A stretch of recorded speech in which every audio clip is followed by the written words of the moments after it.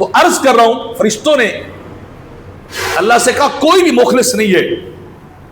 تو انہوں نے کہا باری تعالیٰ نے جواب دیا رب کائنات نے وہ ابراہیم ہے مالک کائنات جس سے تو نے 6000 بھیڑ بکری دے رکھی ہو, جسے تو نے 6000 گائیاں دے رکھی ہوں, جسے 6000 گھوڑے دے رکھے ہوں اور 100 سال کی عمر میں بیٹے کی نعمت اولاد نرینہ عطا کی ہو, وہ تیری بندگی نہ کرے تو اور کون کرے گا؟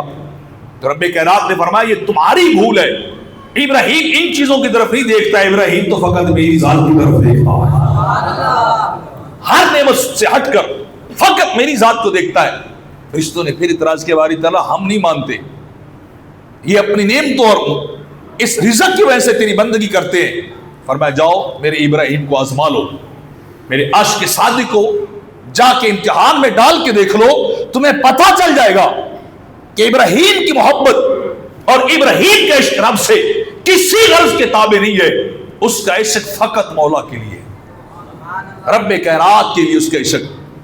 فرشتہ بشری لباس کے اندر, انسانی روپ کے اندر آپ کے پاس آیا, چھپ کے اس نے اللہ کا ذکر کر دے, سبحان اللہ والحمدللہ ولا الہ الا اللہ واللہ اکبر. یہ تصویر اور یہ ذکر جب اس نے کیا تو جو ہی آواز ابراہیم علیہ السلام کے کانوں میں پڑی, آپ وجد میں آئے اور بے کیف ہو کے جھومنے لگے اور بے ہوش ہو گئے, ہوش گوا بیٹھے. کچھ دیر کے بعد پھر ہوش آیا. آپ نے دائیں بائیں دیکھا کہ بولنے والا کون ہے, تو وہ فرشتہ جو انسانی بشری لباس کے اندر تھا وہ نکل کے سامنے آیا. آپ نے پوچھا کہ ذکر خدا تو نے کیا ہے, ذکر مولا تو نے کیا تھا؟ اس نے کہا جی ہاں میں نے کیا ہے. آپ نے فرمایا مہربانی کرو ایک بار اور سنا, اللہ کا ذکر ایک بار اور سنا, میرے محبوب اور مطلوب کا ذکر ایک بار اور سنا, کیونکہ اس ذکر جانا کے اندر اتنی لذت ہے, ذکر یار کے اندر اتنا ثواب اور چس ہے کہ جب تو اللہ کا ذکر کرتا ہے میری روح بھی اللہ کے عرش کا طواف کرنے لگ جاتی ہے. میرا رابطہ عرش کے پار جا کے اللہ سے جڑتا ہے. تو مہربانی کر ایک بار اور سنا. اس نے کہا پہلے میں نے اپنے ذوق سے سنایا, اب آپ فرمائش کر رہے ہیں, آپ مطالبہ کر رہے ہیں, اگر اللہ کا ذکر سناؤں تو بتائیے مجھے کیا دے گی, مجھے کیا عطا کرے گی؟ آپ نے ارشاد فرمایا مالی کلہ لکا, فرمایا جتنا کچھ مال کھڑا ہے نا میں سارا تجھے عطا کر دوں گا. ایک بار ذکر محبوب سنا, ذکر خدا سنا, 6000 بھیڑ بکریاں بھی تیری ہو جائیں گی, 6000 گائیاں بھی تیری ہو جائے گی, 6000 گھوڑے بھی تیرے ہو جائیں گے, لیکن بات اتنی ہے کہ تم مجھے مولا کا ذکر سناتا جا. ذکر خدا سنا, اس ذکر کہ اتنی تاثیر ہوتی کہ میری روح بھی بے قرار ہو جاتی ہے, میرا دل قابو میں نہیں رہتا, میرا دل اللہ کے انوار و تجلیات میں گم ہو جاتا ہے.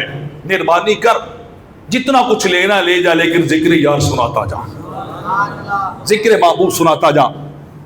اس نے سنایا, ابراہیم علیہ السلام پھر بے ہوش ہو گئے. تھوڑی دیر کے بعد جب پھر حالت سکر سے نکل کر صاحب میں آئے, اس وجد و قید کی حالت سے نکل کر اپنے ہوشوں میں آئے, ابراہیم علیہ السلام رو کے ہاتھ جوڑ کے کہنے لگے مہربانی کر ایک بار اور سنا دے, ذکر یار اور سنا, محبوب کا ذکر اور سنا, اللہ کا ذکر اور سنا. اس نے کہا اب کیا دو گے, تم پھر فرمائش کر رہے ہو. آپ نے ارشاد فرمایا اولادی کل لکا, فرمایا جتنے بیٹے بیٹیاں ہیں نا وہ سارے تیرے غلام ہو جائیں گے, میں تجھے ہبا کر دوں گا, میں تجھے انعام دے دوں گا, اپنی اولاد بھی وار دوں گا, لیکن شرط اتنی ساری ہے تو یہ نغمہ توحید سناتا رہے, یہ روح والا نغمہ تو سناتا رہے, یہ پکیلا ترین ذکر تو مجھے سناتا رہے. ابراہیم علیہ السلام جب پھر سنا, روایت کے اندر آتا ہے پھر بھی ہوش ہو گئے, ہوش میں آئے تو پھر اس سے کہا کہ مہربانی کیجئے ایک بار اور سنا دیجئے اللہ کا ذکر, محبوب ازلی کا نام ایک بار اور سنائیے. تو اس نے کہا ابراہیم اب کیا دو گے, اب تو بچے کچھ نہیں, مال سارا ڈھور ڈنگر پسو مجھے دے چکے ہو, اولاد بھی میرے نام لگا چکے ہو, اب کیا دو گے, اب تمہارے پاس بچا ہی کچھ نہیں ہے. تو جملہ سنیے اور پھر میں نے آپ کو سبحان اللہ سننی ہے. ابراہیم علیہ السلام فرمانے لگے 18,000 ڈھور ڈنگر ہیں, 6,000 بکریاں بھیڑے ہیں, 6,000 गायें हैं, 6,000 घोड़े हैं, इतना सारा माल तेरे पास होगा, तुझे कोई चराने के लिए नौकर भी तो चाहिए होगा। सुभान अल्लाह। फिर किसी दिन कह लेना। वही मैंने कहा ना कि मैं लहजा बदल के बात करूं तो फिर सारे कह देंगे हैं। सुभान अल्लाह, सुभान अल्लाह। अर्ज कर रहा हूं कि तुझे कोई ना कोई शेफर चाहिए, तुझे कोई ना कोई चरवाहा चाहिए। हाँ चाहिए होगा। फरमाया बस बात इतनी सारी है, मैं सारी उम्र तेरी गुलामी करता रह जाऊंगा, सारी उम्र तेरे जानवर चलाता रह जाऊंगा, बस शर्त इतनी है कि तू मुझे बोलो मुझे सुभान अल्लाह।